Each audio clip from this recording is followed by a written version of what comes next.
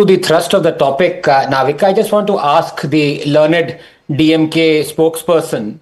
There is casteism and discrimination and misogyny in Islam. Does DMK want to eradicate Islam like it wants to eradicate Sanatan Dharma? Yes or no? If you have the guts, you will answer. Mr. Elangovan, respond. See, we are not against the religion. We are not against the religion. We are against a particular practice. If but that Sanatan is Dharma is a religion. Practice we will oppose. The Sanatan Dharma is a religion. It is not. It is not one practice in the religion. It is a religion. Anand Ranganathan, they don't know this much also. And they want to pretend to be such knowledgeable people. No, it is not a religion. No, but the only thing lower than their credibility is their intelligence. But let me come to the nub of the issue. Sir, I didn't interrupt you. Please have the decency to listen to me.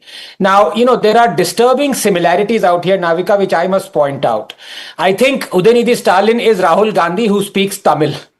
He is a dynast. He is abusive. He is arrogant. And he believes he can get away with it. And making sense of him is as easy as consuming rasam with chopsticks. Obviously, he knew what he was saying. He waited for the applause. He waited for the end, as they say. But the point is not the crassness of his remark or the misogyny in it. The fact of the matter is that exactly the same thing happened 6 years ago, Navika. Let me give you the precedence that no one else is. In 2019, another DMK leader used a little bit lesser misogynistic comment against a South Indian actress.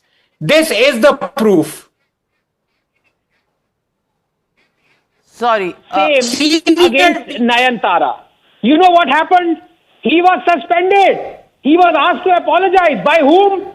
By the erstwhile Chief Minister Stalin, who is the father of Udaynidhi Stalin. Now the question is very simple. If a similar remark was made by another DMK leader and he was suspended, will former Chief Minister Stalin suspend his son? It's a simple question. Elangovanji, please respond. See, this was, he had presented what his entire speech I listened to. It was not anyway insulting to anybody. It was just a passing remark, that's all. Because people started shouting the name, mentioning the name. He said, no, we are fighting for water, not for personal things. That's all. It's just a remark. He did not intend normalizing everything. Everything is kosher. Abuse anybody and get away with it because this is politics, and in politics everything is चलता है. Ashwini Kumar Mishra, आप तो free speech champion है ना? Modi abuse अगर कोई करे तो you encourage people. They should abuse Modi because that is free speech, and it is great that people are finding faults in the government and in Mr. Modi. In fact, in the Bihar elections, you even abused his mother. I want to ask you tonight, what will you say about this arrest? Should this arrest have taken place? Is this okay just because you are partners in the government? Now please tell me, what's your position on free speech? Navika ji, good evening to you fellow panelists and your viewers. I'm not sure where are you taking your feeds from.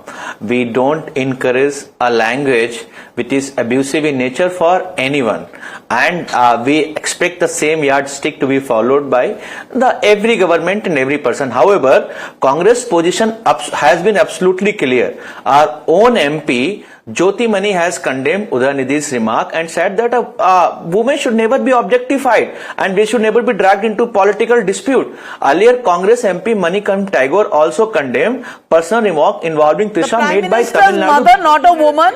Who's giving the Prime Minister's mother who was abused in the Bihar elections was not a woman. She is. So, how did yes, Congress give a space to something like that? Which Modi ji objectified as 50 crores girlfriend. Okay. So justification. So the justification coming in.